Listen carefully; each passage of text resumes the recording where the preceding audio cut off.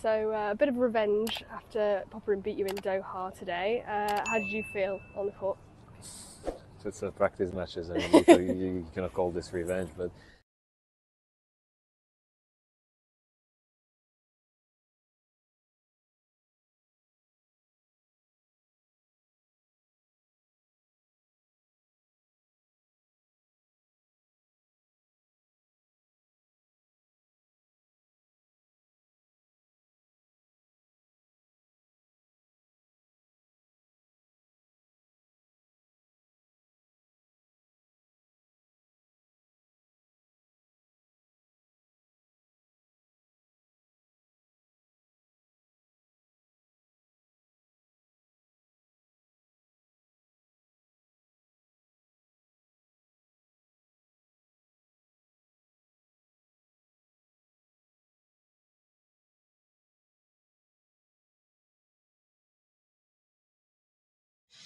if there's one match from Rafa's story where you think that was a missed opportunity, there was a big chance. There have matches, 2 or 3 in Australian Open.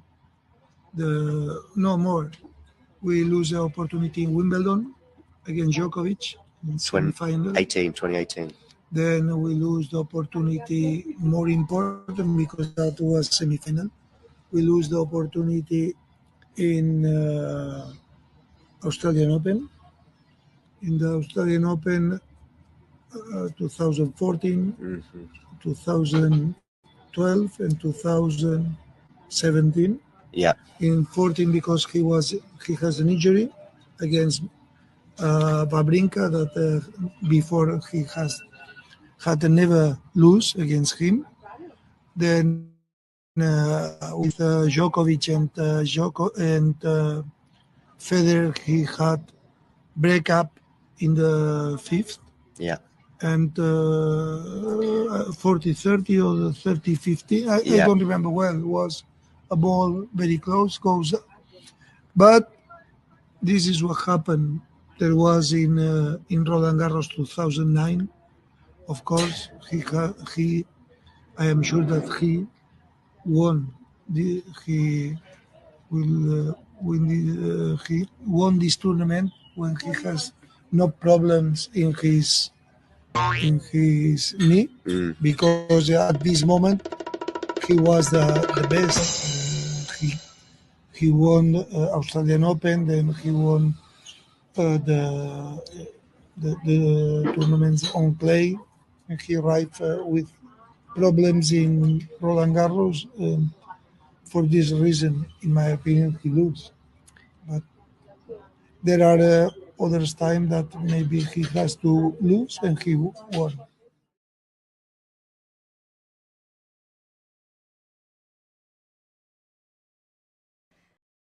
I am Francisca Jorge, and I'm a friend of the show. Perfect.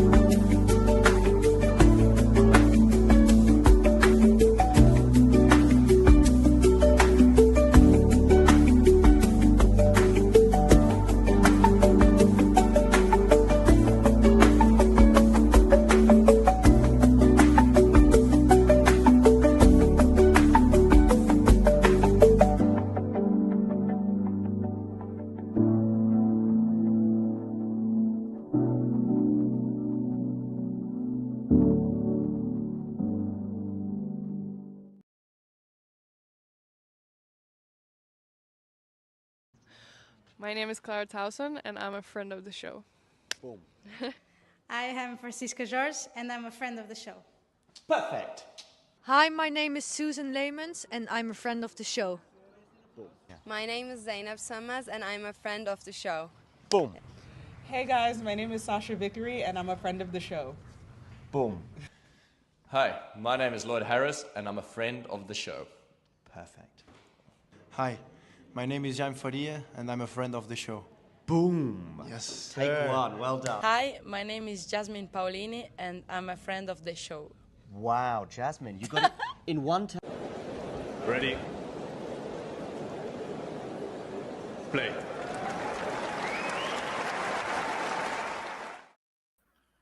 Good afternoon, everybody, and well, a late happy Halloween to anyone who was out last night trick or treating or Halloween themed parties. We've got a bit of a treat maybe here, or certainly going to be a treat or a trick for one of these two players, depending on how this result goes. Really, for either of them, both of these two, in Felix Auger-Aliassime and in Alexander Bublik, are chasing that elusive Turin spot. And for one of the two players, that Turin dream is either going to continue or it's going to fall in the next 2 to 3 hours, you would certainly say. As it's good to Shimrami ready. Good to see you. Good to see you in the chat. Who do you think will win? It's a tough one to call between these two. As you can see, they're head-to-head, 3-2. Both have been playing unbelievably well this week. Hence the reason both of them are into the semi-finals in Paris. And it could come down to a game of moments. I suspect we're probably going to get to some tiebreakers. That could be a given for this sort of contest. And it could be, like you said, it's when Bublik gets his chances, does he take them? When Auger-Aliassime gets his chances, will he take them? So it is certainly going to be a tight contest. We can see that Felix Auger-Aliassime has won the toss, so is going to be serving first, going to be trying to kick out from the front. We usually see with players that they tend to want, if they win the toss, they tend to like to receive first. But in this instance, Felix obviously wants to start getting points on the board straight away. And what is the new La Défense Arena?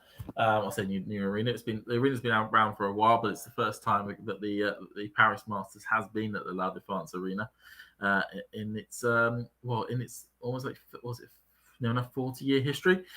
As Felix Auger-Aliassime, brilliant serve out wide, return back from Bublik, but then the back behind forehand. It's going to be a key shot for him. Well, the key shot for both players really is going to be their forehands. Although Bublik's backhand is incredibly dangerous as well.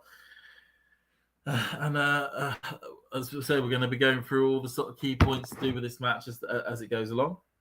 As FAA tries to go across the net and just sort of bounces along. So we'll do a second serve at this point here. It's good to see some people already in the chat talking, which is fantastic. Please do continue along. Hopefully, we're going to be joined by somebody else some point soon. But enjoy my company up until that point. As FAA with an excellent serve down the line, completely catches Bublik out, already at 30 love. I suspect we're going to be at a very serve-dominated match with this one. As we say, big ramifications. Both players are in the hunt for Turin. I'll go through in a bit, when the next sort of major sit down, who needs to do what to achieve what. As Auger-Aliassime does an excellent serve out wide as well. Really strong start from the Canadian. And of course, somebody who is certainly getting a bit of an MO, getting a bit of a reputation for being an indoor specialist. Already has picked up 2 titles indoors this year. Got the Montpellier title at the start of the year, just after the Australian Open. That was indoors. And then picking up the title in Brussels a couple of weeks ago. So very much loves it with a roof over his head. As Bublik does an excellent forehand return, catches Auger-Aliassime out there, and Auger-Aliassime unable to get any real connection onto the ball as he sails it into the net. But then, of course, talking about players that love a roof over their head, Bublik's one of those guys as well. Has won the Montpellier title twice in 22 and in 24. Excellent serve out wide from Felix. Comes to the net, puts it away. Yep, excellent put away there. No real luck on Bublik with the forehand. Like I said, has won the Montpellier title twice in 22 and 24, and has also won the title in what was Antwerp, which is now the Brussels tournament. I believe that was in 23. So very much a guy who likes having a roof over his head as well. And there's a plethora of other indoor titles. Felix has 9 titles on his resume at this stage, and 8 of them are indoors. So it's remarkable how we have 2 certainly indoor specialists on our hands here. And 2 players with phenomenally big serves. Both have come through really tight matches. Yesterday, Bublik was incredibly impressive to basically neutralize and to make de Minaur, forcing him into loads of mistakes yesterday. It was remarkable, really. Especially after coming back from losing the first set on the tiebreaker, which he did. Which the Bublik in the past would have probably just absolutely thrown the second set from that point there. But this modern Bublik, this new Bublik that we've got, that for him isn't the case. We've got a brilliant rally taking place here between the 2. Backhand by Bublik, forehand by FAA, forehand by Bublik, backhand by FAA. Just gets in, bounces on the wrong side of the net there. He just got FAA on the stretch there, Bublik, and the attempted backhand by FAA, just didn't have enough on it to get over the net on that one there. But like I said, both are looking good here. Both are certainly already Bublik 30 love up. Ball in the air, goes cross court, forehand by FAA, forehand by Bublik, backhand by FAA, backhand by Bublik, but that goes slightly long. I mean, that is certainly an area where FAA will need to capitalize on where he can. Is that generally Bublik likes to get points over and done with quite quickly in 3 shots or in 5 shots. If Auger-Aliassime can keep hitting the ball with depth and to neutralize it as much as possible on the Bublik return, he could get some success. Or goes for the dropper, but it's a really poor drop shot by Auger-Aliassime. Just lets it Bublik off the hook there. It's 40-15 at this stage. Already packed crowds in this morning. This afternoon over there. Goes down the tee, backhand by FAA, forehand by Bublik, forehand by FAA, but that just curls it long. And both players have held straight away at the beginning of this game. As we get a shot of Nicolas Mahut, just sat in the crowd, played his last ever competitive match, even though it feels like we said that 3 or 4 times when it comes to Nicolas Mahut. Like I said, if you can, please do comment in the chat. If you're watching, any questions you may have about the match, about anything to do with tennis, I'm more than happy to give it a go. It'd be really good to see chat talking and whatnot. That'd be fantastic. And yeah, all that good stuff. So FAA here, already back, looking to serve.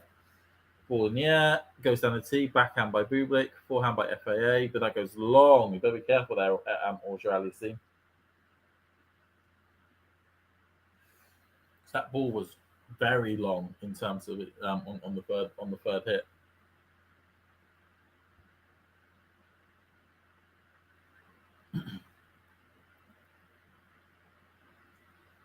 Okay, ball in the air, down the tee, perfect serve. Hey, Sport, good to see you in the chat. I see Medvedev has signed up the Mets. Will he pull out? Will he now pull out? Good question, Sport. Of course, the reason why he would pull out is that his loss last night to Zverev in that epic match. If anyone watched it, that was. You want to see, 2 baseline bashers absolutely going at it. That was certainly a match for that sort of contest.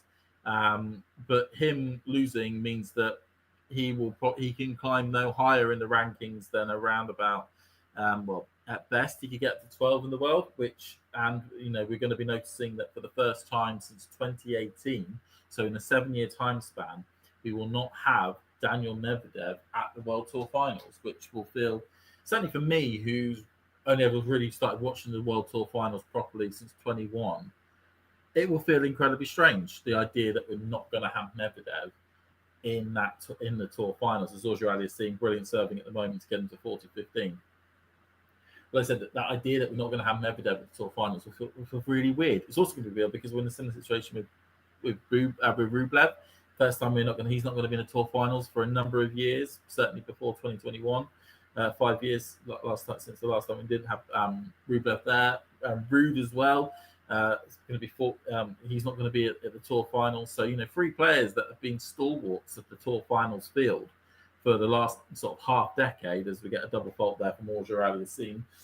Still got a game point, but it just makes it a little bit tighter than what he would hope it would be. But like I said, it makes it's going to feel very strange having those 3 players not there.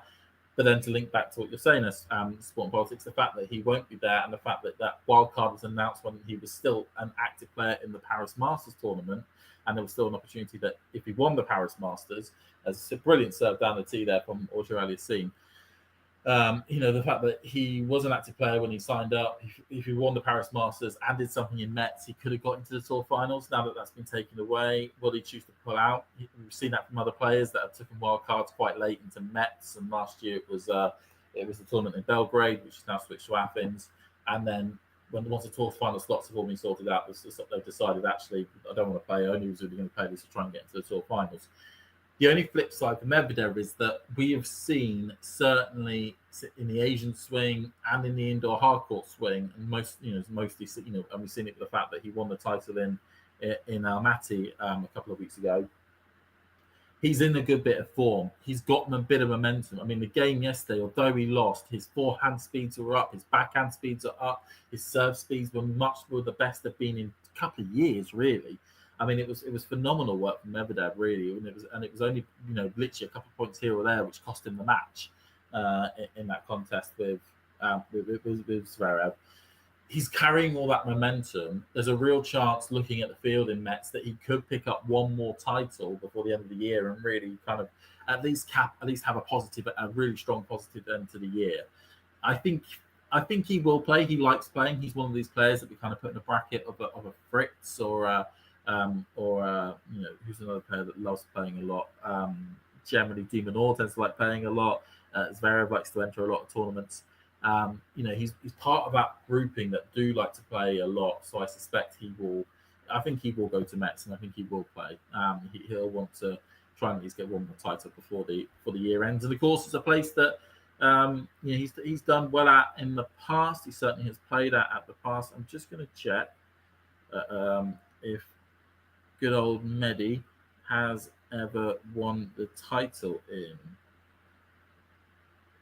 Has he ever won a title? Could it be one of those? Could it be the 22nd title in the 22nd different country?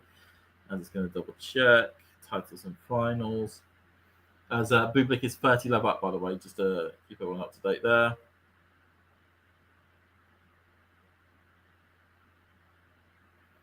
And it is a place that he has not won at before. So he could make that his 22nd title in his 22nd different city. That absolutely mad stat that he has. Backhand by Auger-Aliassime, cross court from both of them going really well. Down the line by Bublik, and then just a failed slice there by Auger-Aliassime. Really, Bublik taking control of that contest. Did you see them? I did see the match. I think it was a phenomenal match last night. I was really glad that because the first set made it look as though it was all going to go one way and it was going to be quite pedestrian, but Zverev found something in that second set, really changed it up. He served out wide a lot, and he got a lot of first serves in, which got him much more 3 points on his own serve, and then was able to, when he was given second serve opportunities on the Medvedev side, to get those points and get enough points to be able to get over the line. I think he'd be a bit annoyed that he didn't keep the break that he originally got at the beginning of the third. But there was an example when Medvedev won a break up in the second, and Zverev was able to get back and then break again.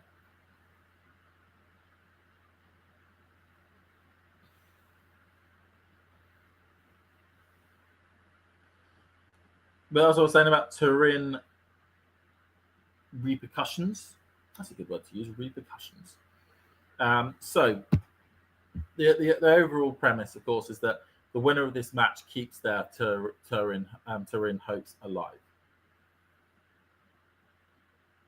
Mainly more for the easier precaution for FAA, as he hits a forehand long there. If the forehand up the line was sitting,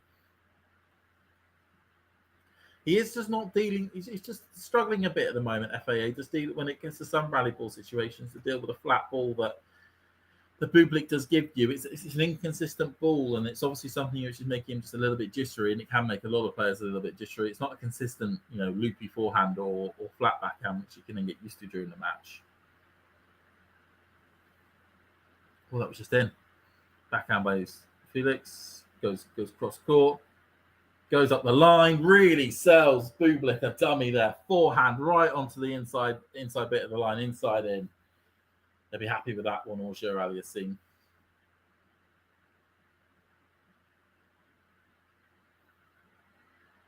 But at the moment, Felix Auger-Aliassime is sitting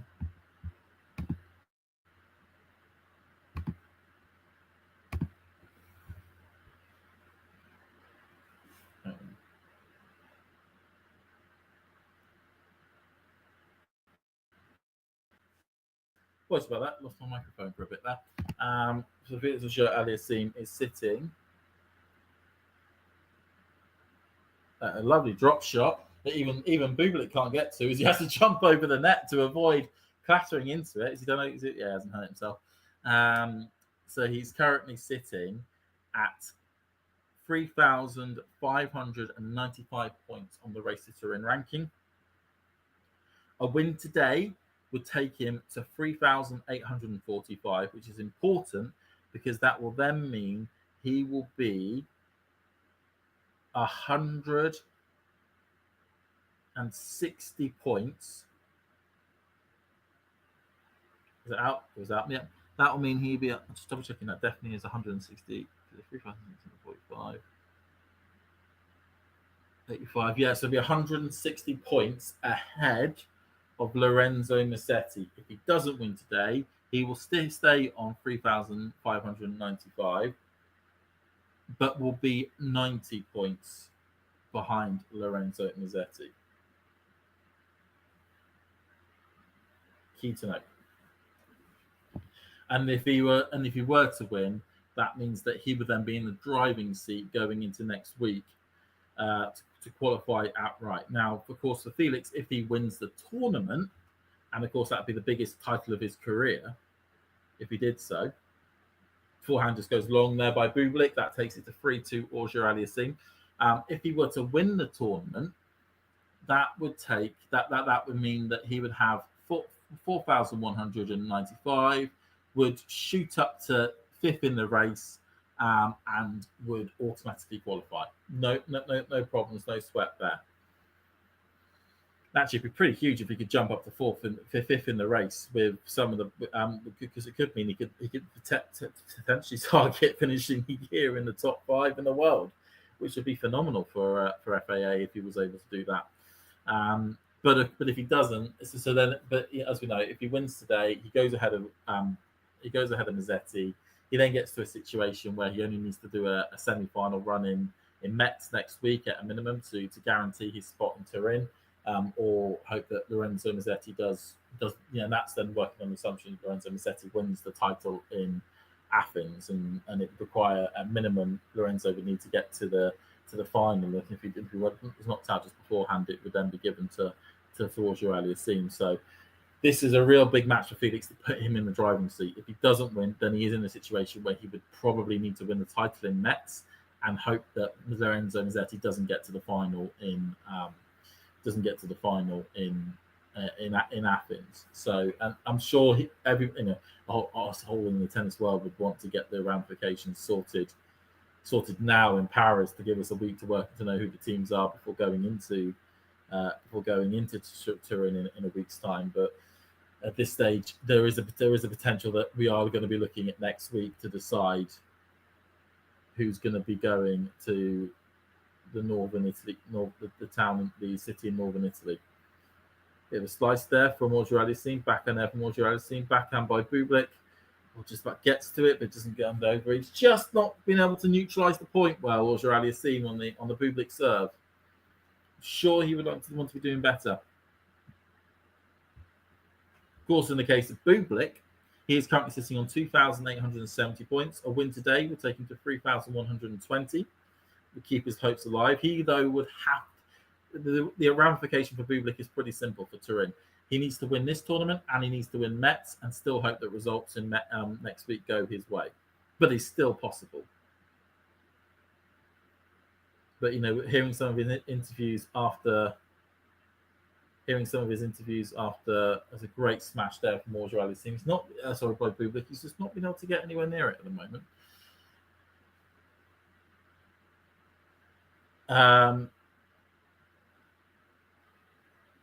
So yeah, he would still need to win the Paris Masters, which he would still probably think of that as a phenomenal end to his year. But he's certainly looking at potentially the alternate slots, which theoretically he is sitting in one at the moment. But Medvedev could still take one of those alternates if he wanted to. But he still wants to at least go as an alternate to Turin if possible for Felix. So for Bublik. So yeah, we've gone through the ramifications there, and then of course in the second semi-final, it is a repeat of the Vienna final of last week, with the repeat of the Vienna final last week with Zverev taking on Sinner. Sinner that is like hobbling around when he's not when it's not an active point, but then when the point's live, he just seems to be scampering around the court like nothing's wrong. So don't know what to make of Sinner at the moment. If he is injured, if he is fatigued, if he is Leonard at his best.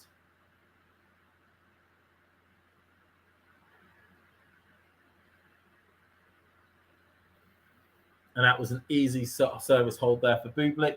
6 games in 20 minutes. We are flying through them at this stage. Yep, less than 20 minutes on the clock, and we are 3-all.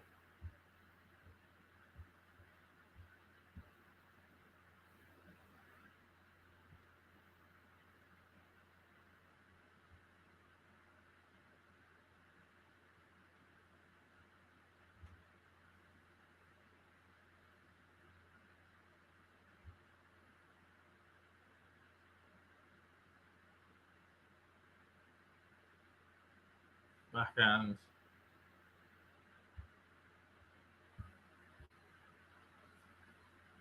Goes for the drop. Smashes it away from Auger-Aliassime. And there we go.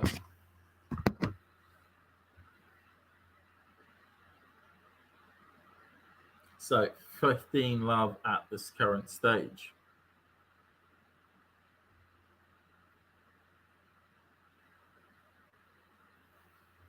Both players try and make sure they keep holding serve at this stage.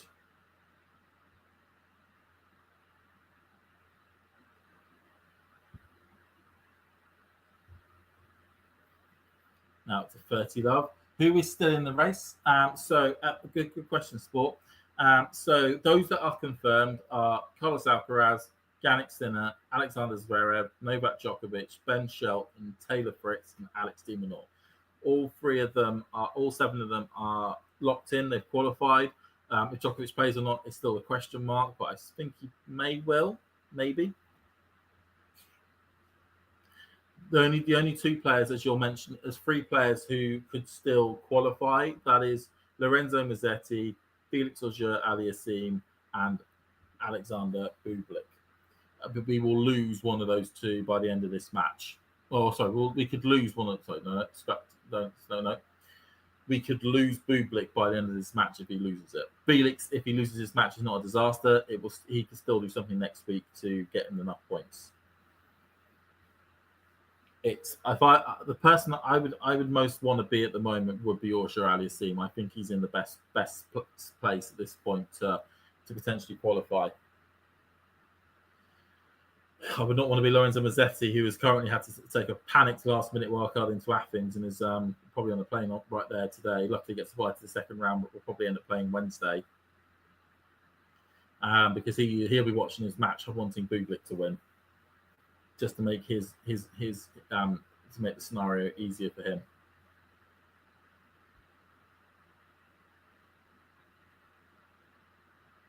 As Auger-Aliassime, Auger-Aliassime, forehand away, and is 4-3 in the lead. 4-3 in the lead.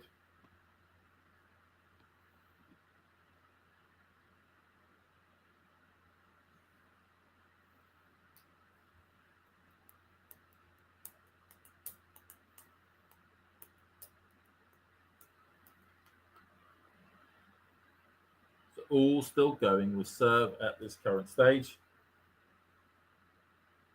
Key to note if anyone's thinking about the final later on, the semi-final later on between Zverev and Sinner. That is not before 5 o'clock local time. So in the UK, that's 4 o'clock. Anywhere else in the world, you can work it out from there, but it's 5 o'clock local time. Hopefully, it is as competitive and thrilling as the match we covered. Last week. That was pretty all right. And of course, I'll be keeping an eye in an hour's time to hope that maybe United are going to be going 4 for 4 with maybe another win against Forest. I'm really hoping.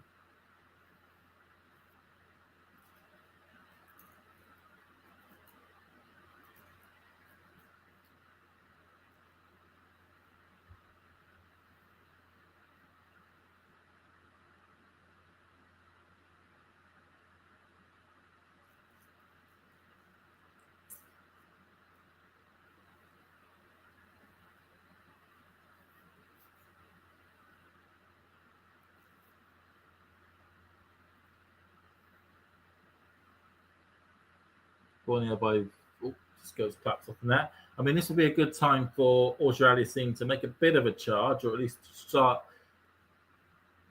getting a bit of an imprint on Bublik's service games. He hasn't really done anything yet in terms of maybe the odd point here or there. Goes for the smash down, just about gets over. Forehand away though by Bublik. 15 love. I think we're probably going to a tiebreaker this set. I am not seeing anything else but that as an outcome here.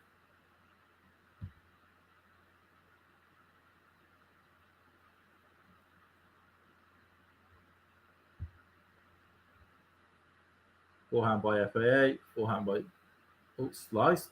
And it's just way too much on that from FAA. He still is struggling. He still is struggling on the return.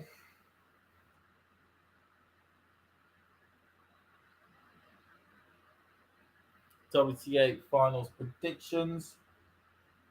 Of course, that tournament kicks off today, or it's literally kicked off in the last half an hour with Irani and Paolini winning the first match on centre court, with today's matches being first point really for Auger-Aliassime there. Good serve backwards, good depth. First match starting at 3:00 with Swiatek taking on Madison Keys, and then that's followed by Anisimova Rybakina. So what a day to start in Riyadh. I'm gonna go with Sabalenka finally getting it over the line. It's one of the few titles she has not won. Certainly of those sort of like big titles, and I'm sure she would love to get it, get it locked up this year. She's seen Swiatek win it, she's seen Goff win it. She'd love to add her name to the list. As a brilliant backhand from Auger-Aliassime, same as Pam Shriver and Bremer. Good. And I still haven't got around to watching that video yet. So almost like great minds think alike. I could though sneakily see a good run coming from Madison Keys, only because she's taken a lot of time off recently after the US Open just to sort of freshen up and whatnot, and is actually probably going to be coming into this pretty, full battery, ready to go. So I could see Madison Keys, certainly keep an eye on her, see how she goes over the next few days. Granted, tough opener against Swiatek, very tough opener against Swiatek.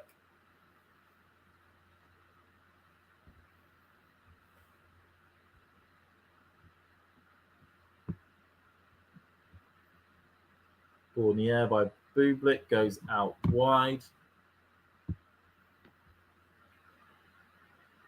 Just keeping an eye on this because although Bublik's got up the line from brilliant up line from Auger-Aliassime. First time that we've seen a bit of pressure on the Bublik serve as we are now to deuce.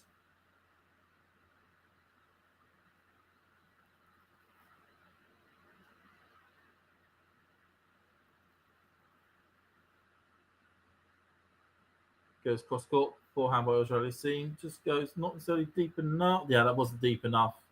Wasn't deep enough from Auger-Aliassime. Needs to have done better. So Bublik is at advantage.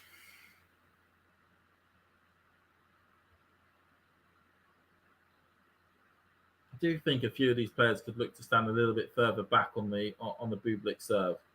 I do just think they're standing way too close to the baseline. It was the same with De Minaur yesterday. It was just not giving enough time to be able to try and at least get decent returns back.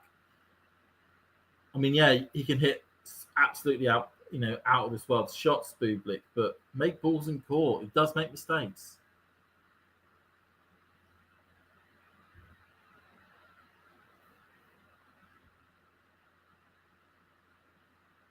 Does make mistakes. I mean, the main thing, just going back onto the bit around the tour finals, is that just I want to make sure that it's better attended this year than it was last year. There were a lot of incidences last year where it broke down.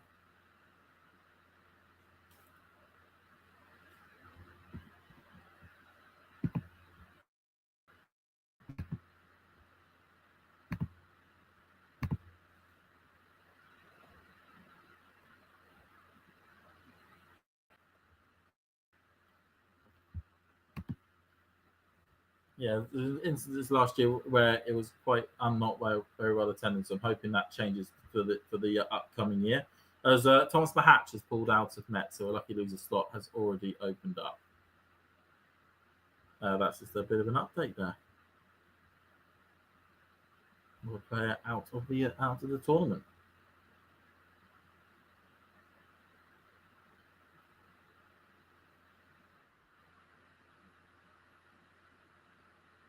Tries to go serve out wide there from Auger-Aliassime.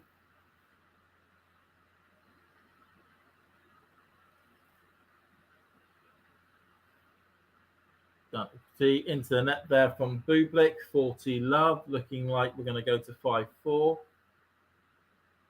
I'm sure Auger-Aliassime will take credence from the fact that he did get a bit closer to Bublik on the last service game.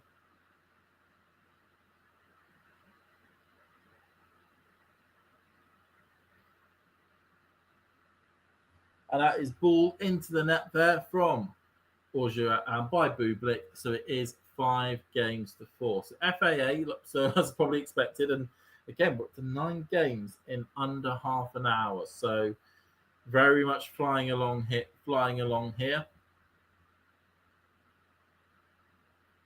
Probably think that we could be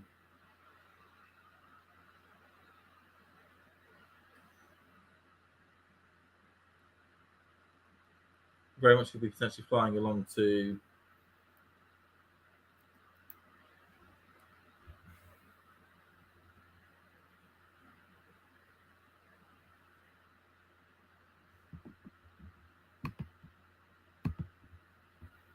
does Zverev have a chance against Yannick? Depends on how injured Yannick is. If he is actually at 70% or 80%, I could see a world where, especially on how slow these courts have been, it's not allowed. It's not necessarily, okay. So generally, Zverev has said that slower courts seem to be, he thinks, helps Alcaraz and Sinner. But I think they could help him in terms of they're not going to be huge balls flying past him, and if he can really make it physical against Yannick, then you never know. Something may break down where it makes it a little bit harder for Yannick to try and win. That's going to have to be the only way he's going to be able to do it. And he should take credence to the fact of what happened in Vienna, of just how close he was able to get it. And it was just a couple of big points and some big moments that cost him that match in reality. That could switch. So I certainly could see a world and a possibility where that could happen. As Auger-Aliassime tries to get the ball there, but it goes long.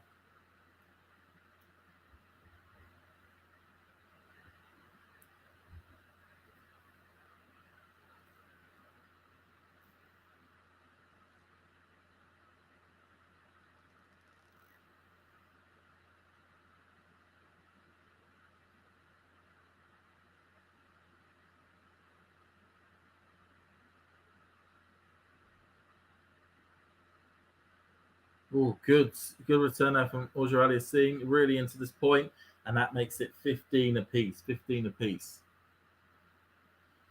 Does Auger-Aliassime smell a potential possibility here?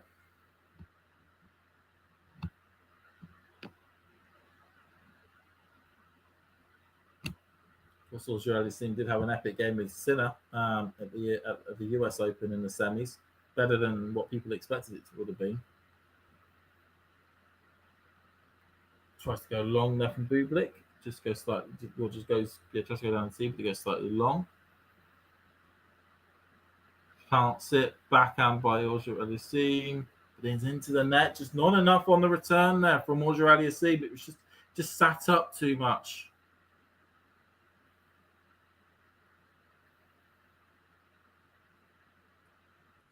Hey, James.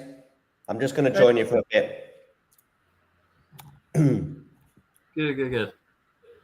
We'll see as and when. I haven't had a response from Carson yet, so we'll see as and when he can hopefully arrive, as we spoke about yesterday.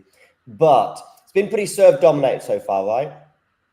It has certainly. Only one game went to juice, and that was the last Bublik game. And I think this but no break points. But no break points. Is it? I didn't hear your answer to a question earlier, but what is the race scenario? So we've got Felix in the race, we've got Bublik in the race, we've got Musetti in the race. Is that it for this one spot? That's it, yeah. Assuming, of course, this is. Let's just go on Novak playing. I think he will, but it's 50-50, maybe 60-40. I just think that I think he would know by now, wouldn't he? Yeah, but it's one of those things where you'd think, oh, Novak would be at least courteous enough to let people know before this tournament ends. I guess he's also thinking about Athens. But then I remember last year he did wait until midway through the Mets week before telling people he wasn't. He did, yeah. It was quite late. I think people were talking about it yesterday on one of the streams. And because I remember he announced it in the middle of the Rublev match, and Rublev literally played his second round match in Mets, then came off court to find out that Djokovic had pulled out, and then Bublik pulled straight out of the tournament because he didn't need to play it. Yeah. Which is like, Great, Novak. You're really leaving it to the last minute here. That's a rough volley from Bublik at the net there, by the way. And if he does lose this set, that'll be that volley that'll be reflected upon. Well, it's still 40-all. Yeah, but he had a game point there to get the job done. Oh yeah, okay. Am I ahead of you or behind you? I got 40-all at the moment. Yeah, me too. Yeah. But the previous point was an easy put away volley. Was that long? Oh, that was in. That was just about in. I think you're ahead of me. That's what I think. Okay. That was a big serve, big second serve. Sticks FA out wide, and then he sticks and Bublik sticks a forehand up the line. He's just so irritatingly good at the moment, Bublik. You're not a fan? At times, yeah. I think. Well, I was just thinking to myself. I was thinking that there is a concern about a lot of these tournaments, particularly when one of Carlos or Yannick goes out, particularly if it's Carlos, that then you're kind of a bit worried about the tournament dying. But I'm hopeful, not necessarily more than hopeful, but I'm hopeful that Zverev, followed by one of Bublik or Felix, possibly even Felix, I think I've probably changed my mind in the last couple of months, will offer stern tests to Yannick. I'm glad you brought up the Felix Yannick quarterfinal, maybe in New York, or semi-final. I'm not sure. Semi-final, yeah. Yeah, that could easily have gone 5. And now we did see Yannick's performance, perhaps in the final, that maybe he wasn't quite firing as much as we thought. Oh, he's missed that. So yeah, he's held there 5-all. But I think Felix indoor goat and all the rest of it, which is also something you touched on earlier. Just I think it would feel fitting for Felix to win Paris, even if it was like a combination of what his career would end up being. It would feel it's a bit like when we had Ruud who won Madrid at the earlier this year. It felt fitting that he should at least pick up a 1,000 on the favourite surface. Yeah.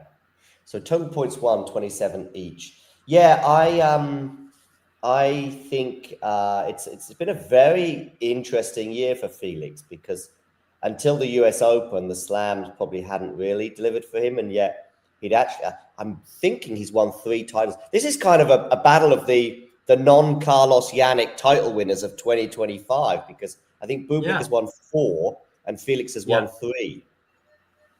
So just all gone.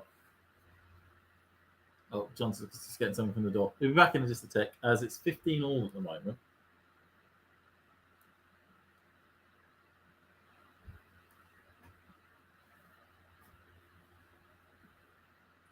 Yeah, sorry, I did ask. I don't know if you heard my question, but it's like point that this is the battle of the 2 people that have won 7 titles this year. It is. You got and it goes again. Yeah, I've got someone at the door. I just had to go get someone at the door. Okay, no worries. So it goes down a tee, backhand by Felix, cross court, or just about gets to it, smashed it down and away there from Auger-Aliassime, just keeping his nose in front. Wants to at least get his,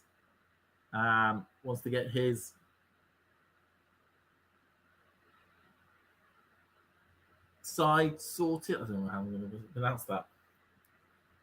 Or suggest that.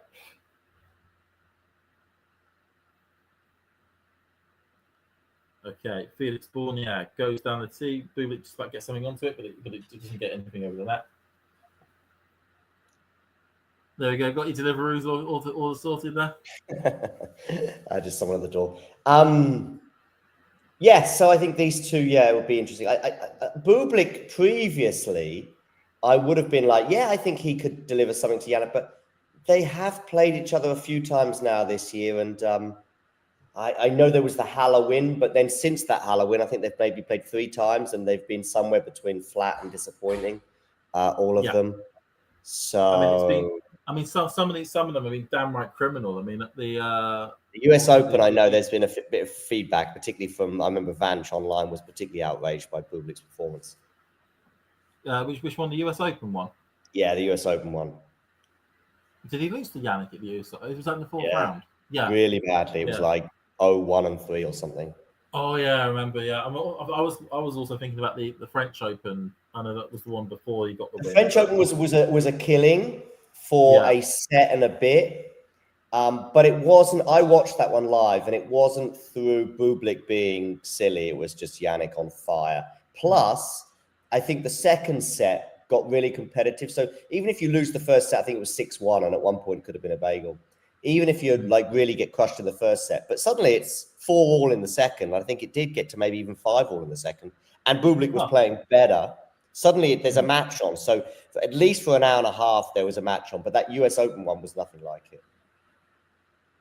I mean, part of me feels like it's probably one of those things where he's so annoyed, or Sinner was so annoyed that he lost to him in Halle that he's been absolutely hell-bent determined to rock up with 9 out of 10, 10 out of 10 performances every single time he's played him, just to really beat him down and beat down the confidence. Yeah, definitely. Trying to make sure that doesn't happen again in his eyes. And yeah, I kind of mainly because I want to make sure the match is competitive. I do kind of want Zverev to win against Sinner, just because then I think there's a greater chance that a match then against either Felix or Bublik versus Zverev could be, a more competitive fitting end to the tournament. Certainly how good this tournament's been, then potentially just watching Sinner whitewash one of these two, 4-3 or something like that.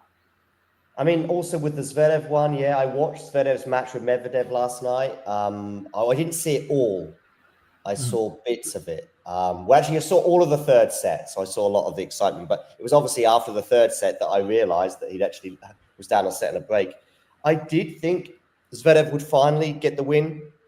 I think I made a prediction a day or two before. And I made a prediction a day or two before, which was that Zverev would win in 3 sets. I just thought that maybe Zverev is improving a little bit lately. I think this gritty sort of or slower conditions in Paris compared to other hard court surfaces might well favour him a little bit. But of course, it was a paper thin margin and had to save 2 match points, albeit on his serve, Zverev. No, he did, and it literally, and certainly with a tiebreaker when it got to 5-all, it was a couple of points here or there that decided it. That was it. Yeah. I'll stay till the end of this set. So whether it's a tiebreak or a 7-5 scenario for Felix, and we'll probably have a break at the end of this set, and I'll check my WhatsApps to see if Carson has responded. Cool. I kind of just like looking at the way people return, certainly to the Bublik serve at this stage, is that maybe people need to be more the issue was with De Minaur, it's just, and the same with Auger-Aliassime here, is just going straight back to Bublik, and no real attack. That was a bit more aggressive, actually. That actually had purpose and a bit of direction. But it's just back to Bublik and allowing him to hit winners. And it's like, you're going to have to take it to him. You can't just keep feeding him. He's not, he doesn't make as many mistakes as he once did, 6 months, 12 months ago.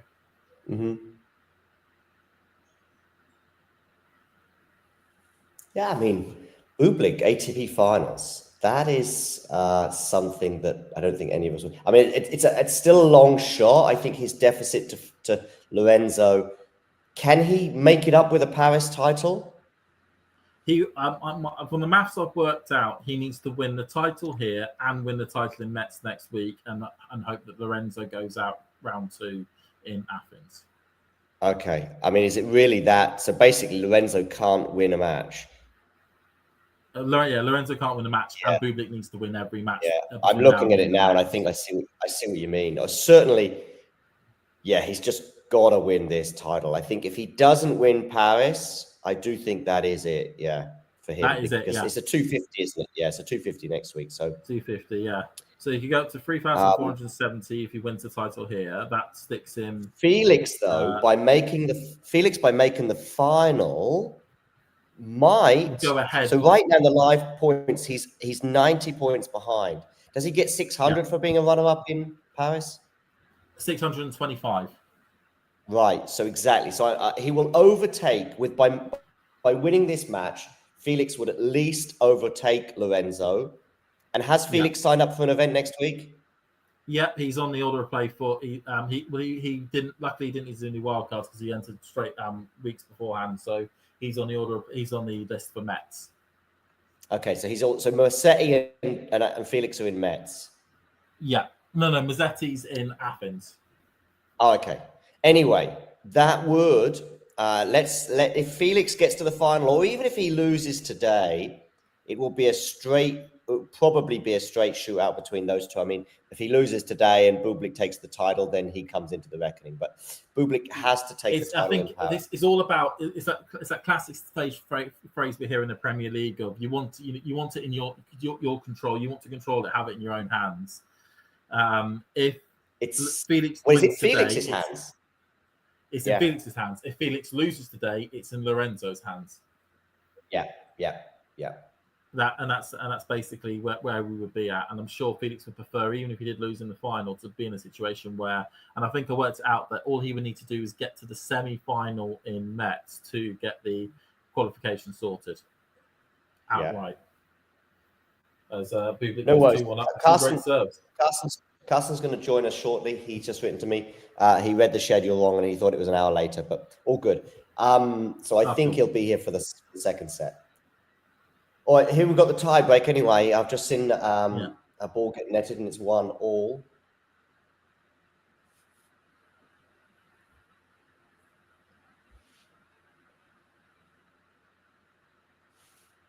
Just seeing how this goes. I mean, goes on the tee, gets it back, goes cross court, goes down the line, backhand cross court.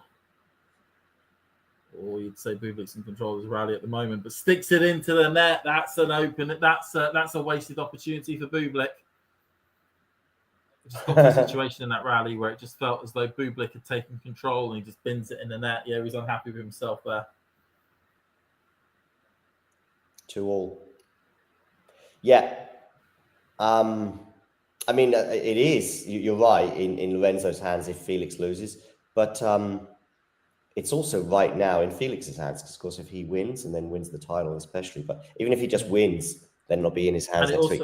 I think he's possibly the favourite right now because even if he loses, I would back Felix more to pick up a 250 next week than Lorenzo. Yeah, but if Felix does lose now, all that Lorenzo would need to do is get to the final in Athens. Okay. All right. Qualify because I still might be backing Felix. Felix to win the title. Felix has the early break. Yeah. Go on. What are you saying, John? Sorry about that. No problem. The contenders in Athens. All I know is Djokovic. Who else is there? In the moment, let me get up the draw entry list for Athens. So yeah, Djokovic, Musetti, standout players. The third seed, Darderi. Then you've got Nakashima, Muller, Borges, Poprin, Marajan. They make up the top 8. You've got Opelka there. Sebastian Korda could be a bit tricky. Demir Zuma, Jacob Thurnley, Kamil Majak, Botic van der Zandschulp. Lorenzo on an indoor hard, playing as he is right now, could lose to many of those. That's not to say he will, but yeah, Felix has got the mini break at the change events 4-2. Just having a look at what his draw looks like. Because like I said, if he goes with the assumption, it's the draw out, is it? Yeah. So in the first round, Musetti will play either Rodrinka or Botic van der Zandschulp. Could be tricky, and then a potential quarterfinal match against Muller, Etcheverry, or a couple of qualifiers. And then could play either a Poprin, a Korda, a Fernley, a Kecmanovic, or a Darderi in the semi-final. Great serve down the tee there from Auger-Aliassime.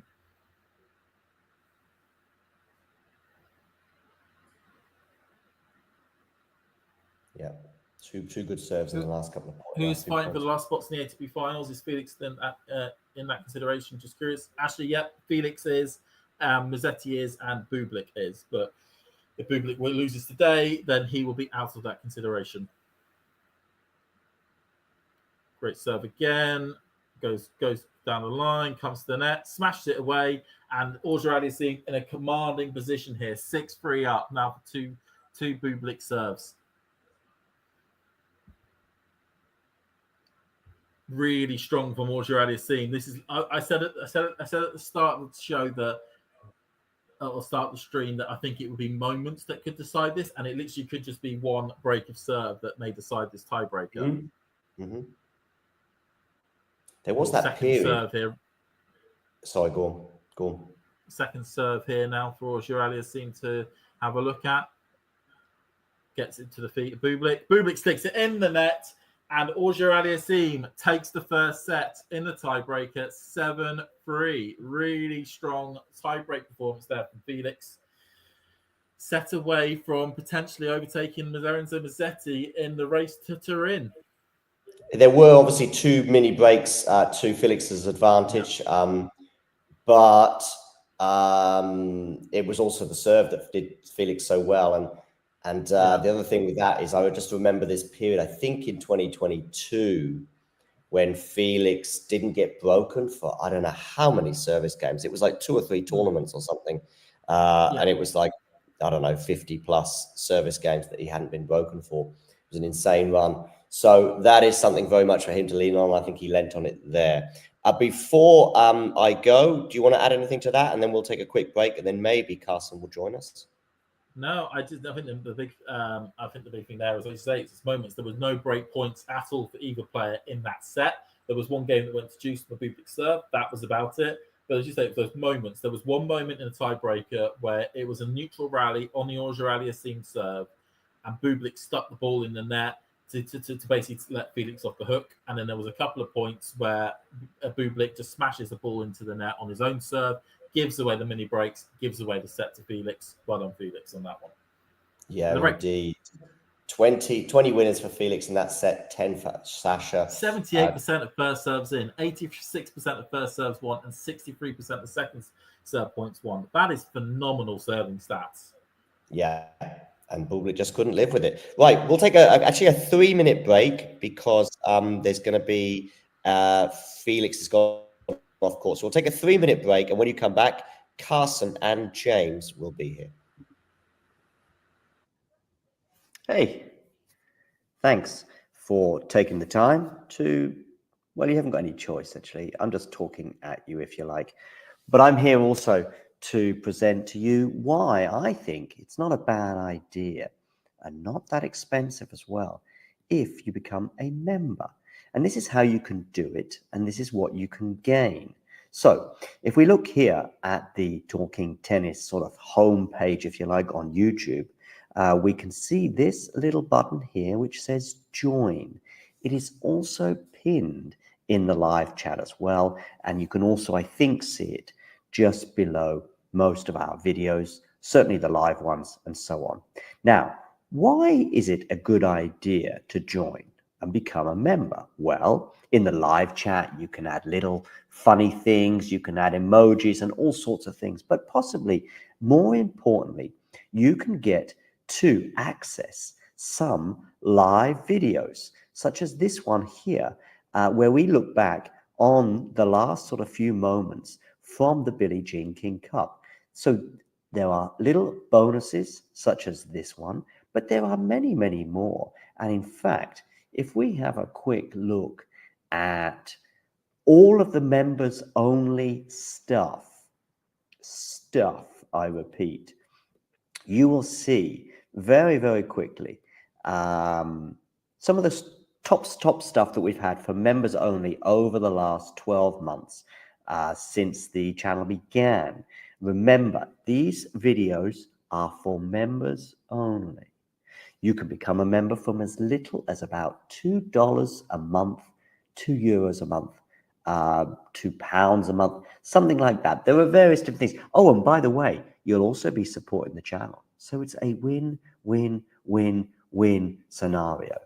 Let me just show you some of the members only stuff. For example, we've got an exclusive little clip there talking to Laura Siegmund, Laura Tsurenko, her encore interview, some doubles footage there from Monastir, the Germany press conference pre-tournament Billie Jean King Cup, Claire Burrell talking as well to the media in her press conference in Monastir, Storm Hunter and Alicia Parks interview, Rebecca Masarova, her press conference, Coco Goth exclusive for members only, albeit it was in Madrid. But these are just some of the things, some of the interviews and etc. Like Lestien here, a chat with him, Emma Navarro, and so on and so forth. So many little bonus videos available for just €2 a month.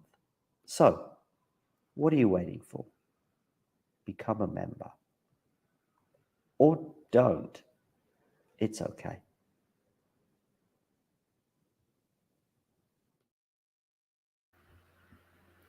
And we are back. Carlson is here. He's just getting something from his sitting room or his living room or whatever part of the house that Carlson lives in or is based in, as perfectly timed it with Auger-Aliassime returning to the court. Hello, Carlson.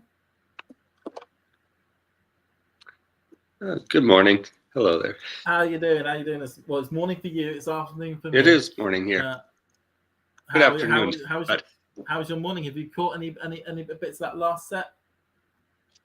The last point of the tiebreak, I thought that this match was starting at 9:30 my time, not 9:30 Eastern time. So I've missed everything so far. So you're 6 hours behind, not 5 hours behind. Yeah. So it's what 3:30 there for you? Yes, it's 3:30. It's 3:30 French time, and it's 2:30 UK time. Because bizarrely, even though we're right next to each other, we've got different time zones. But we are in a situation where Bublik is serving first in the second set. It was certainly a set of moments in the last one, and to do with that tiebreaker. I wouldn't be surprised if we have another tiebreaker in this game at some point. And Bublik looking to start strong in this set.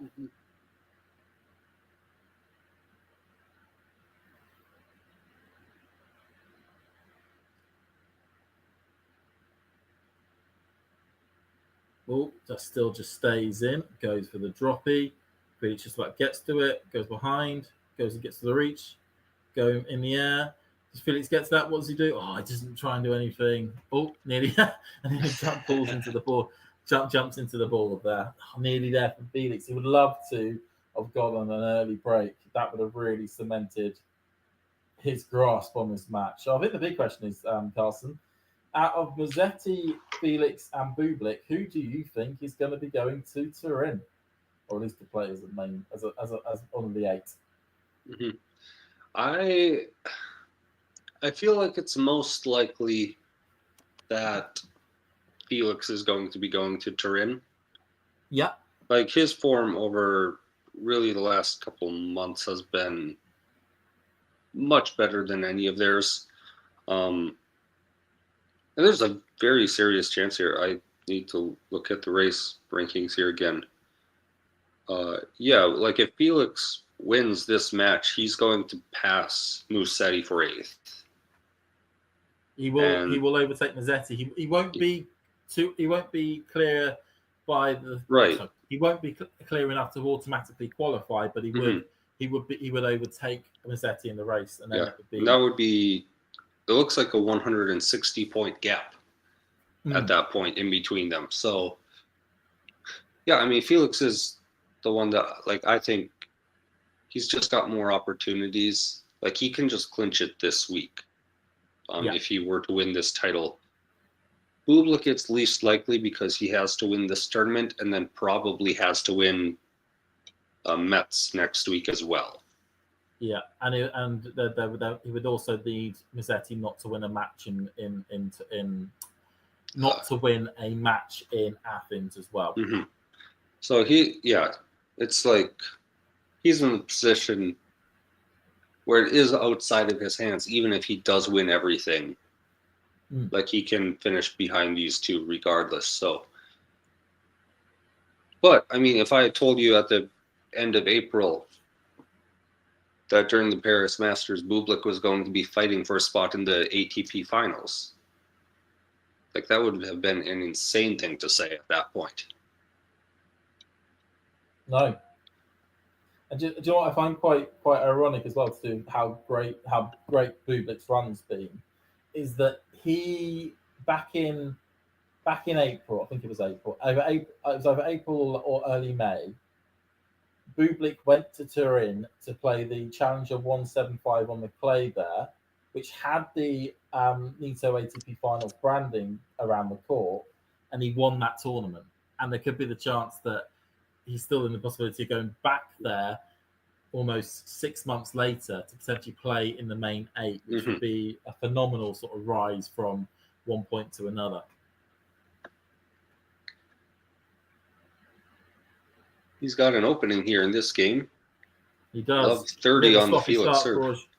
Bit of a sloppy start for Auger-Aliassime. Does not want to be giving an early break up to Bublik. Otherwise, that probably is all she wrote for the set. And we're a real risk here of that's all she wrote for the set. Really poor forehand there from Auger-Aliassime. And he's in trouble. He is in trouble. Completely mishit that forehand. Kind of maybe a case that Felix shouldn't have gone off the court after that first set.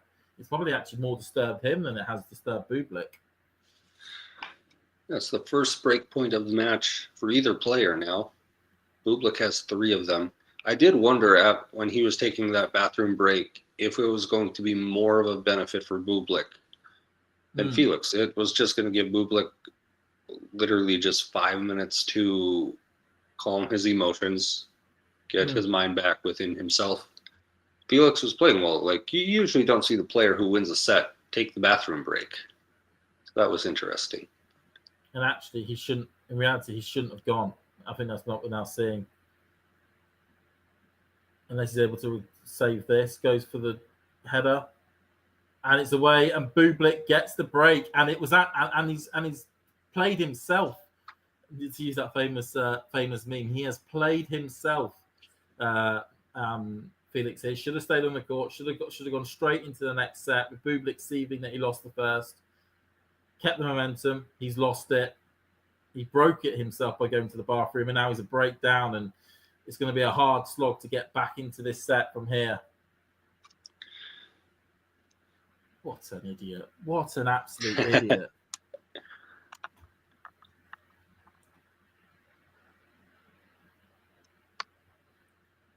Like, I can understand a world where like the losing player goes off, but if the losing player ain't going off for a bathroom break, you don't go.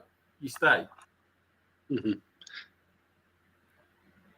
I mean, especially with the way Bublik was looking at the end of the set. He looked emotionally dysregulated for a moment. Cannot believe that he decides to go. You know, it's like, yeah, against other normal players, that would be a normal route to do. You think it's going to be a routine victory, but it's a semi-final against an incredibly tricky opponent. You play whatever gamesmanship you can. That ain't gamesmanship. He just gamed himself a little bit right there. He's doing okay now. Bublik has been a little bit passive here and has given a little bit of an early march in his service game. Yeah, Felix might have an opportunity to get some break points himself here immediately afterwards. Love 30.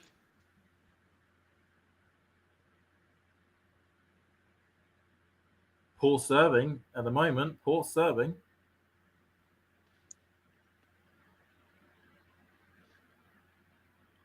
But sticks a forehand in the net.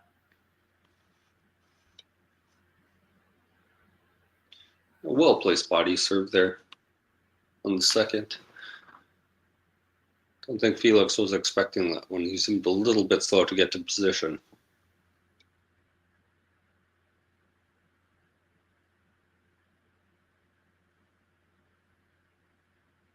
Gets a good backhand. He's in this rally. Felix, goes cross court, and it lands out, and it lands out, and yeah, he can't believe it. But yeah, it is out by a couple of inches, it looks like. 30 all. And in spite of some poor serving in this game, Bublik's right in it after a couple of sloppy points for Felix. Oh, that must have been just wide. I thought that ball was in. He got to feel that Auger-Aliassime has to at least fashion one breakpoint chance here.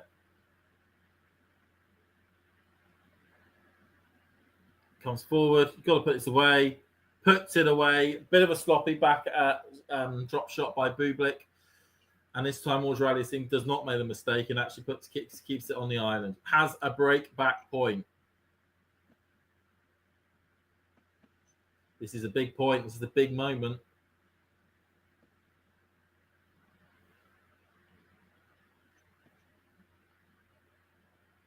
Goes on the tee, gets it flapped up. Oh no, was that just long? It's a let cord. I've got no audio, so I don't hear the person's shouting let.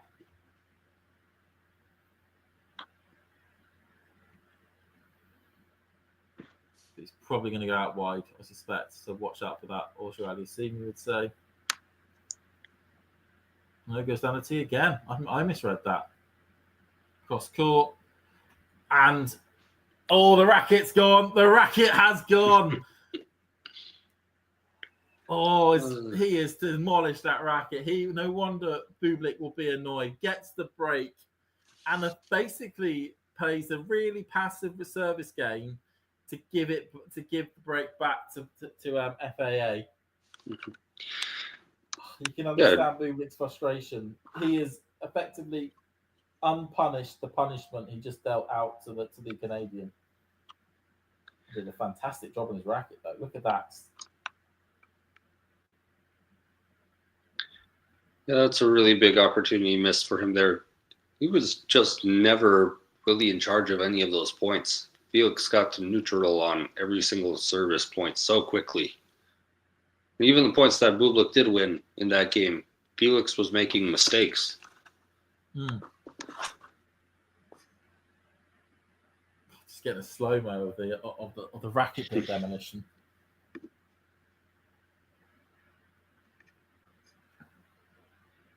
Code violation, racket abuse. Yeah, I kind of guessed that was that was coming. But yeah, that feels like a let-off. That feels like a big let-off.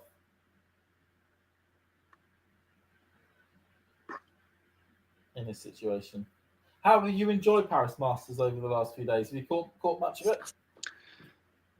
Not much until literally the last couple of days. So didn't see much of the first couple of rounds of the tournament, but yeah, the first time at this venue, seems like everything's been going pretty well. So I think that the TV production of it has been really solid. Always, I think Felix wants the ground looking at. I think he thinks it's been just there's bits of the debris of his racket that's still on the floor. My major concern there was that if he was actually going to damage the tiles on the ground, because you can see the faint outlines of all the squares that make up the court. Just as a love art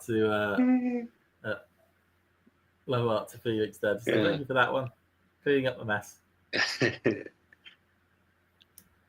feel like there's got to be just like a broom and dustpan relatively close to the court that you can do a better job with than a towel. Yeah, let me know. That was wild from Felix. I didn't go anywhere near the baseline. Also the service lines.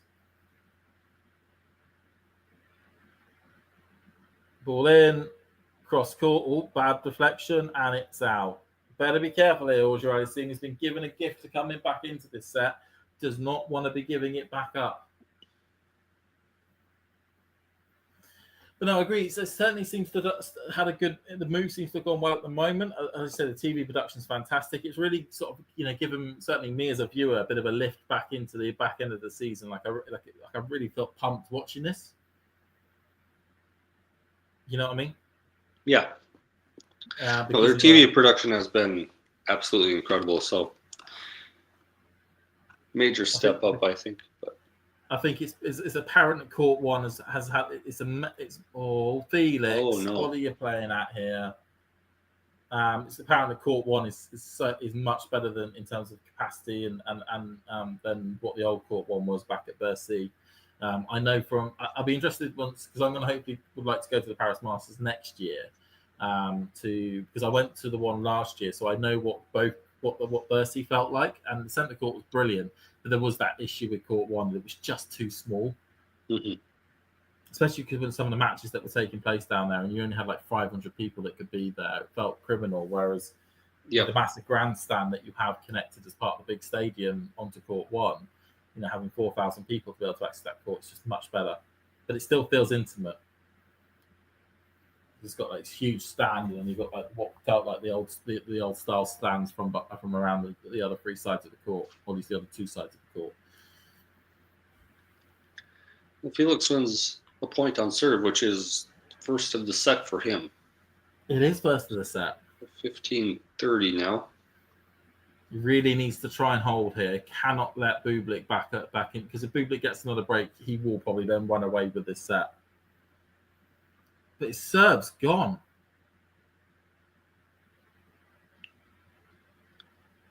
Missing some accuracy on first serve so far. I mean, it's not even like, a bit gone. It's fully gone. Oh. Up the line, backhand by Bublik. Cross court. Back. Oh, that's a rash backhand by Bublik. Absolutely scooped that into the skies.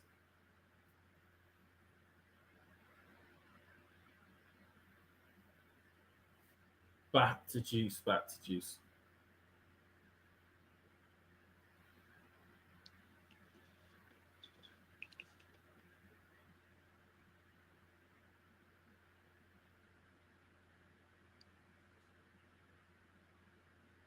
Could go out wide. Oh no. No. He needs to get his control back and his head back.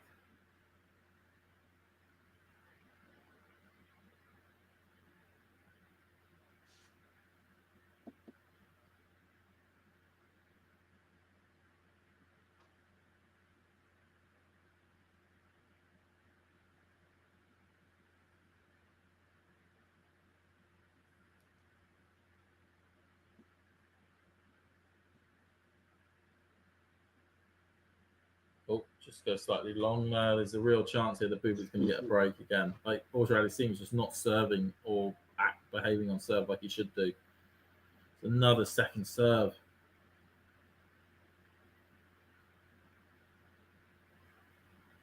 And Bublik gets the break again. Auger-Aliassime just handing Bublik these opportunities. Yeah, a couple of poor service games, just a little bit passive. Now it's up to Alexander Bublik to try to protect his serve. He needs to wake up. It's like a different Bublik's walked out. A different Auger-Aliassime's walked out of the bathroom. There's been a little bit of complacency so far, it feels like. Yeah, real complacency. Shocking levels of complacency by Auger-Aliassime here.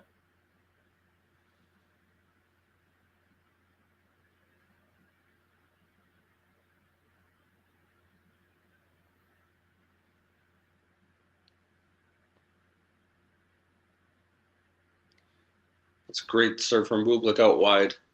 It is. It's bringing Felix off of the court.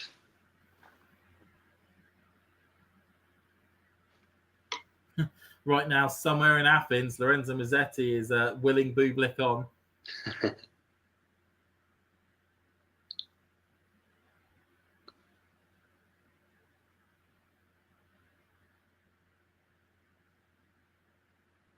Oh, good return there from Auger-Aliassime.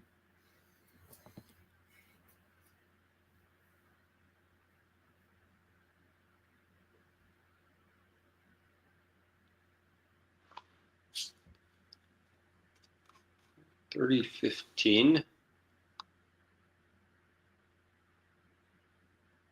Oh, hits the net, goes long there from Bublik.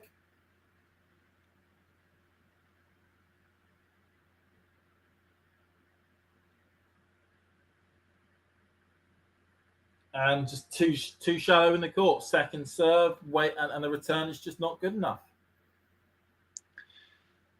Yeah, I think he just mishit that return.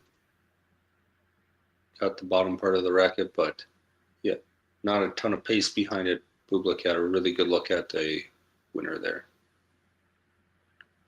I think we're on the verge of Bublik going 4-1 up. I mean, this set could be over pretty soon. Yeah, 4-1. 4-1 at the moment. Bublik is flying towards the end of this set. Whilst Auger-Aliassime trying to work out what's happened since he decided to go for a bathroom break and kill off the momentum. A much better service game from Bublik. Just was a lot more aggressive.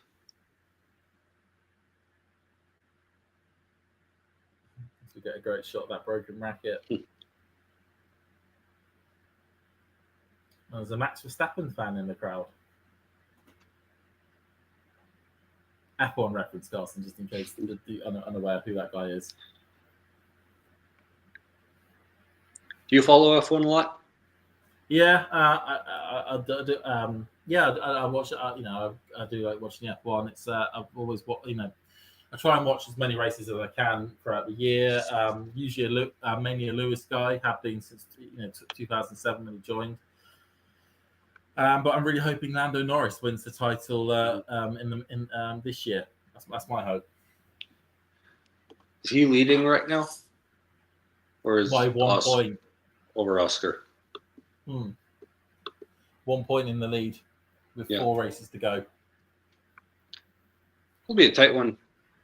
Which, I don't watch F1 a ton, but it's like something I'll check the race standings, see where the points are at every couple of weeks or so. So it's nice that there's a race that's just coming down, and the races at the end of the season matter, because there have been some blowouts recently. I felt, there's been some weird races, but a lot of it's down to seeing how Piastri has sort of cracked a bit under the pressure recently. A 33-point lead is now gone.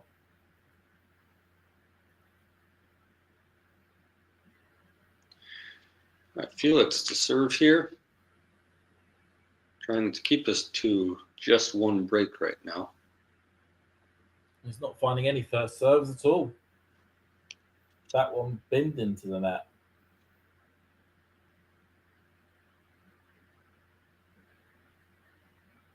Into the body of Bublik. Straight to Bublik. Puts it over. Oh, tries to go for a trick shot there, Felix. The old flat behind the back, but didn't work.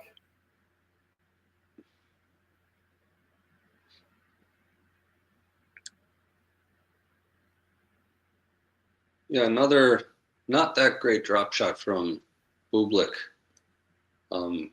Felix wasn't able to do anything with it when he got up there, though, so ends up not mattering. Love 15.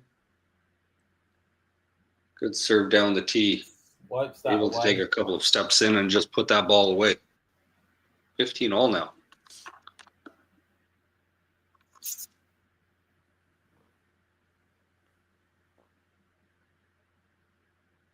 Reminds me a bit, certainly, this game of the De Minaur match yesterday, where De Minaur did so well to take the first set on the tiebreaker, but then literally at the beginning of the second set, gave all the momentum away with a sloppy service game.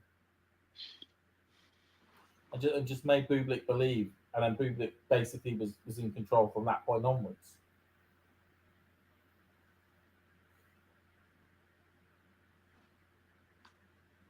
Bublik's getting, of course, return made to 100%. That's mainly down to the fact that the majority of the serves he's been placing have been second serves.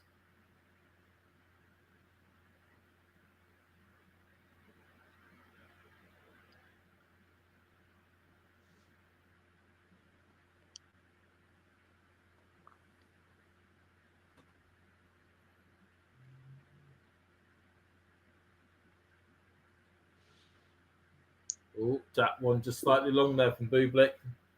40-15 chance here for Auger-Aliassime to get his first hold of the day. Yeah, maybe a bit of commentator's curse right there. First return he's missed now of the set. Yeah. I saw the stat and I was like, oh yeah, that's good. What's this? Blame that one on the statistician.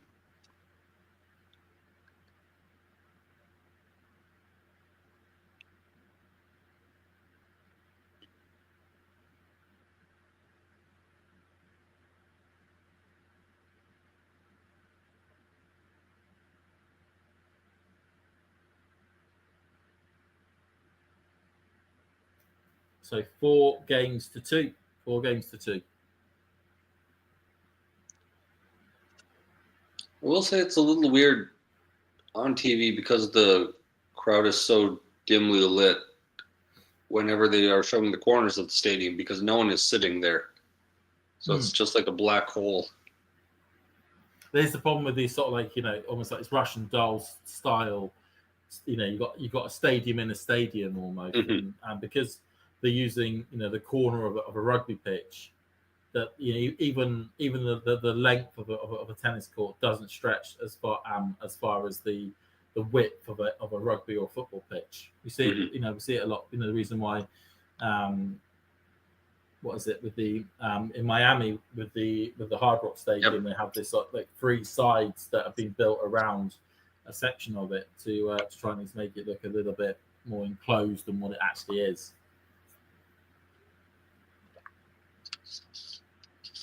I will admit, I'm hoping this isn't a direction that tennis is going to look to go in more, of just trying to be build stadiums inside stadiums. I do like purpose built, or at least certainly using close to purpose built arenas. You know what I mean? Definitely. I think this is more of a unique situation. I mean, they just needed the capacity at every court that's not the main court. Yeah. This gives them that, and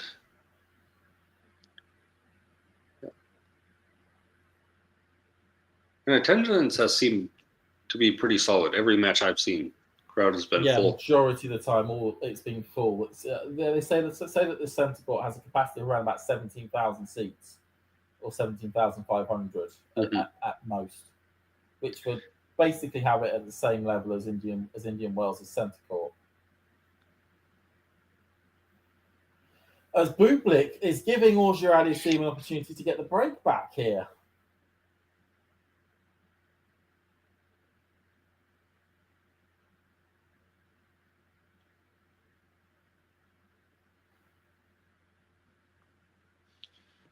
Really big point coming up for Bublik now. Goes out wide. It goes long out wide.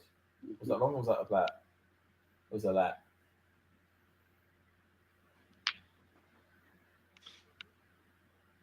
I feel like it would be hard for him if he gave this breakaway twice in this set.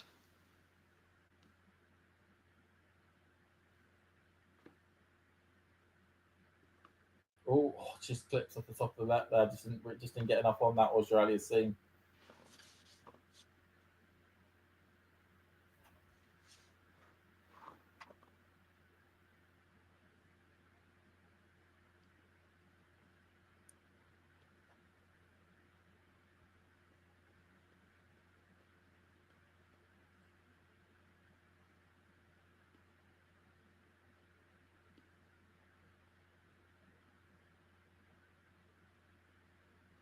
Gets to it, backhand by Bublik, backhand by Auger-Aliassime. Oh, but straight to the feet of Bublik, and it gives Auger-Aliassime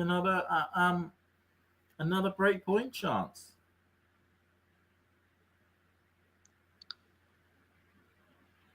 It wasn't a good approach shot from Bublik coming into the net. Felix didn't really have to move to get a racket on it. He gets a racket on that one, backhand, goes for the drop shot. But doesn't go over the net, and the break, and Auger-Aliassime, he must have really had a chat with a genie in that locker room, because he has picked up some miracles there. From looking impenetrable on his serve, Bublik, 2 break points, or two breaks of serve given back to Auger-Aliassime. And there's a chance here that Auger-Aliassime could still do this in 2. Yeah, it's still on serve here, so maybe not the way. I think, well, being on serve, maybe what we would have expected. The way it has happened, maybe a little bit differently than the first set went. So, well, this is tennis, though. This is the way it goes sometimes. So, Sport politics, is that the match? Not the match yet. No, they're only back on serve in the second set. Sport. I would be highly surprised if Bublik gives 3 breaks of serves away in a single set. At the moment, Auger-Aliassime needs to work on actually making sure he can get back to 4-all. Oh, not a big momentum shift. I mean, given the way that the last break of serve went, where Auger-Aliassime gave the break straight back again, I think we have to wait and see how this next service game goes for Auger-Aliassime. I think if he does hold, potential pressure certainly could start to mount.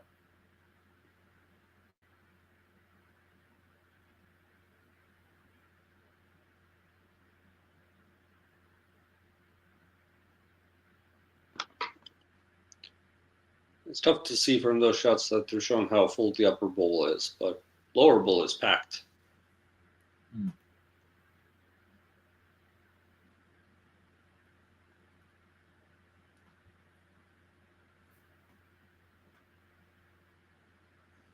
Auger-Aliassime to serve. Just hits the net and dribbles over the baseline.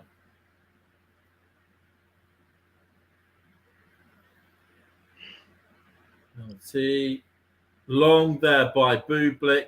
Perfect start here, Auger-Aliassime.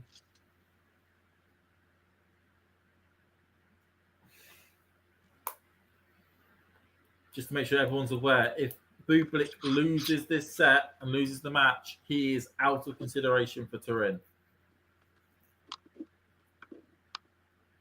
Auger-Aliassime wins this match.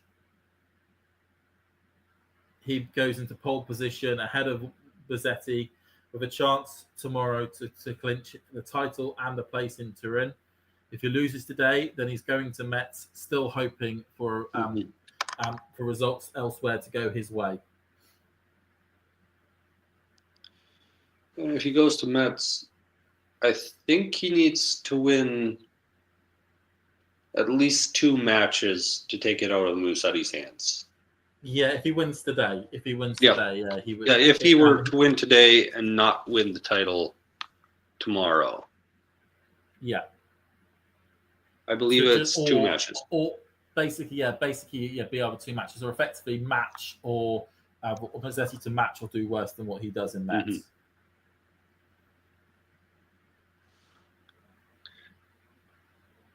It's amazing how literally a few points here or there in this match could be hugely fundamental for how next week goes. Very aggressive return from Bublik there. It was luckily Auger-Aliassime was already 40 love up, so the effects on him are not that severe.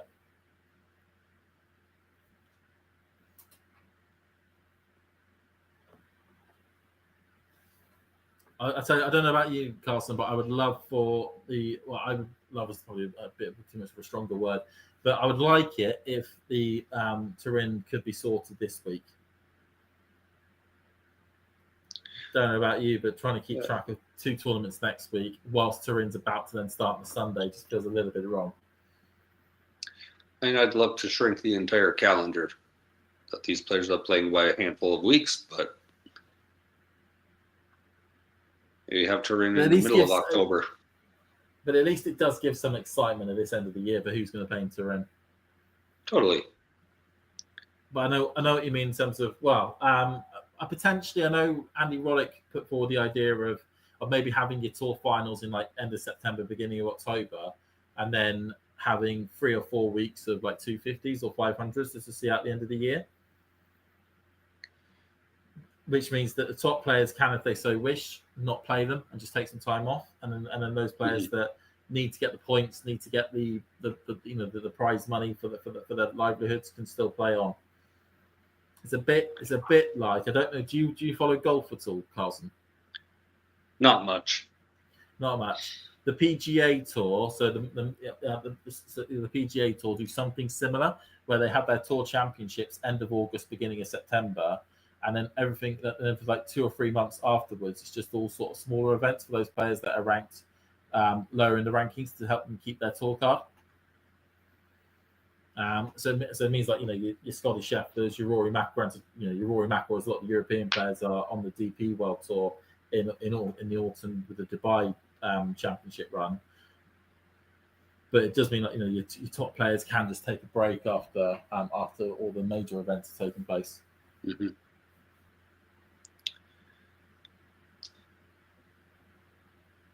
That was a really important service point for Bublik there. A little bit of pressure on him. It's 15-30 at the moment. It is. You feel as though if Auger-Aliassime gets the break here, that probably is all she wrote for the match. And maybe that first serve goes long.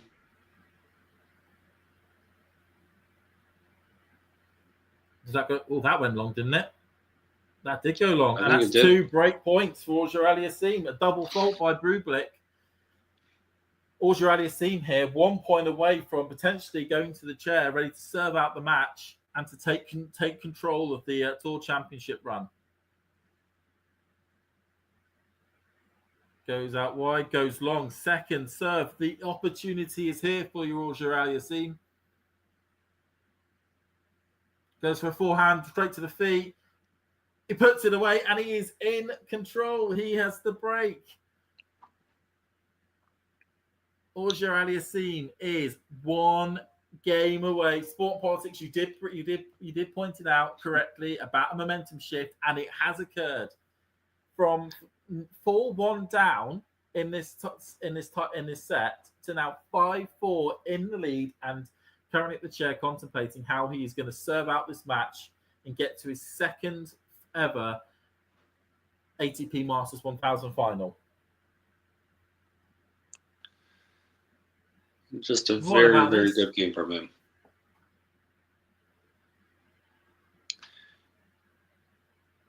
We'll see if Bublik has anything left in the tank now for this potentially final game.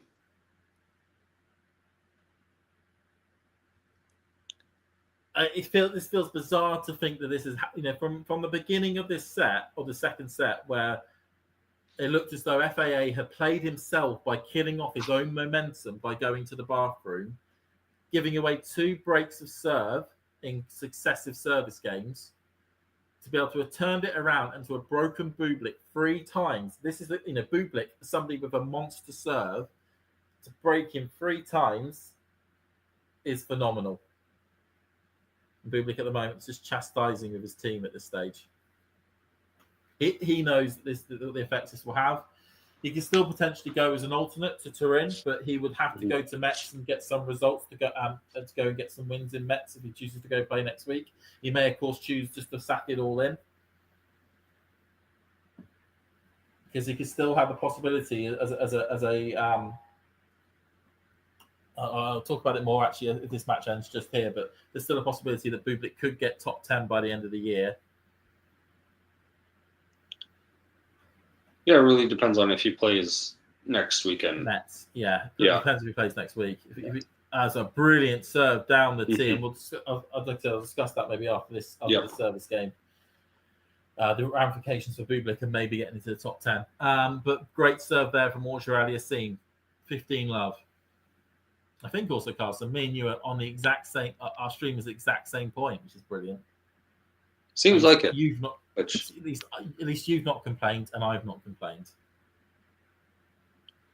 It seems like either we both have very good internet today or very bad internet today.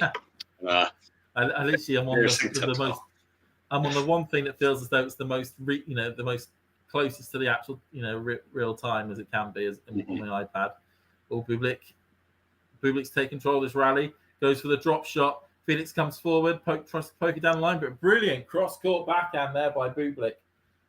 He's saying, I'm not going anywhere just yet. Yeah, fantastic rally from him to finish the point. Might be his best drop shot of the match. Kept that one pretty low. Felix was able to get up to it, but Alexander read where he was going with Read that well. very easily.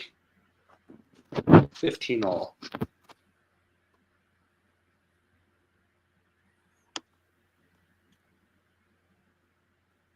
Down the tee. I mean, that serve, I mean, it nearly rips Bublik's arm out of its socket, given how powerful that was. Really solid from him. 211 kilometers per hour. The indoor goat himself, it feels probably a bit too much of an exaggeration, but the indoor specialist himself, Auger-Aliassime, 2 points away here.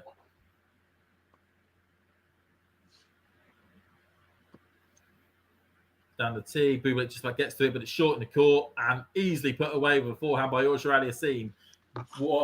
He is 2 match points to get himself to the Paris final and to overtake Lorenzo Musetti on the race to Turin. I feel sorry for a certain Italian somewhere in Athens right now.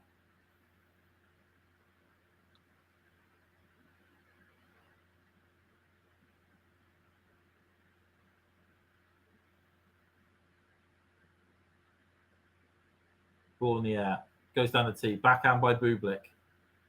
Punched away, and there we have it. Felix Auger-Aliassime continues this phenomenal run he's had since the US Open.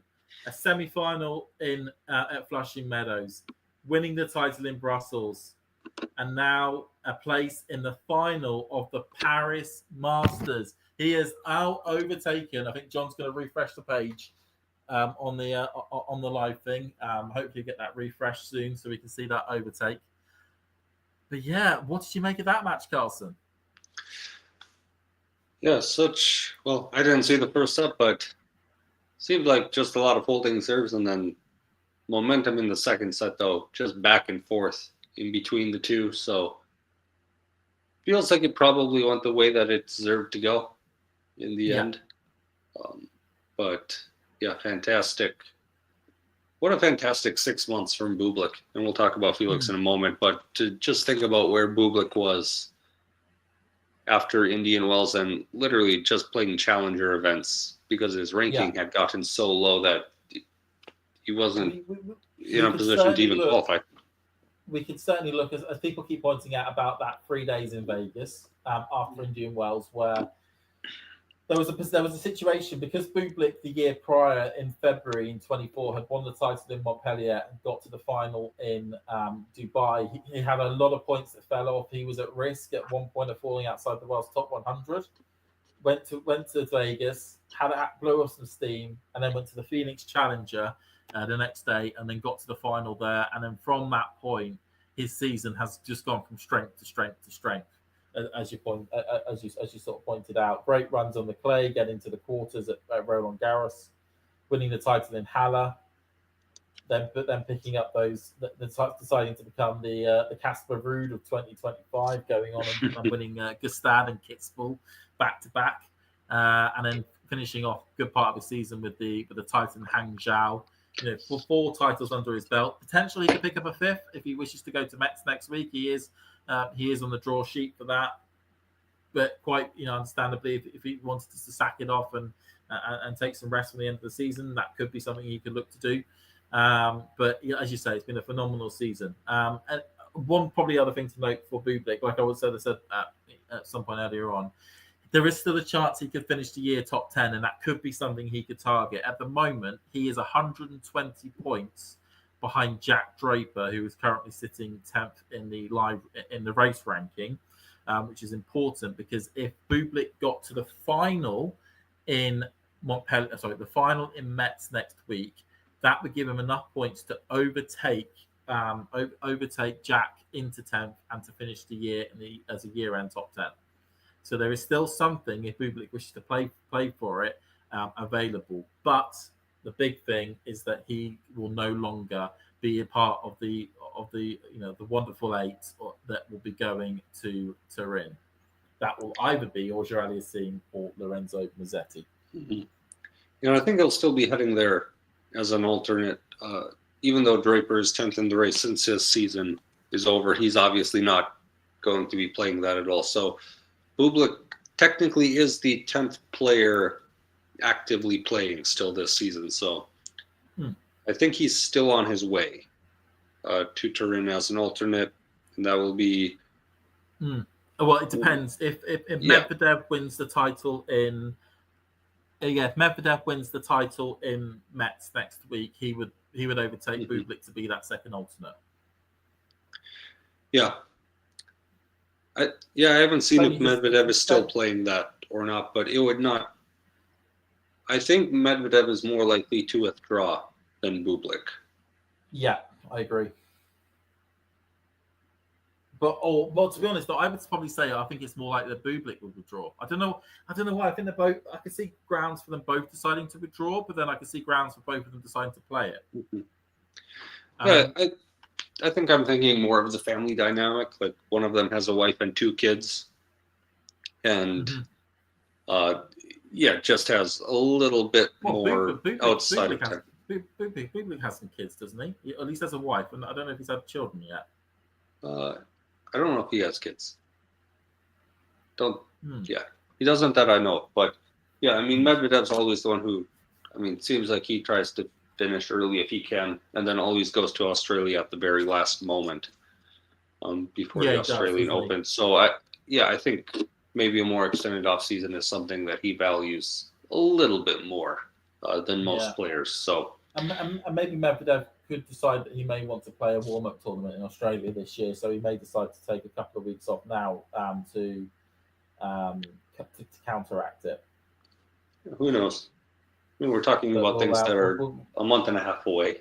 So yeah, I mean, we know Medvedev won't be going to, it isn't going to Turin now, so that's an extra week that he's got back. He could get another extra week back if he pulled out of Metz. Maybe choose to play a Brisbane or a Hong Kong at the beginning of next year.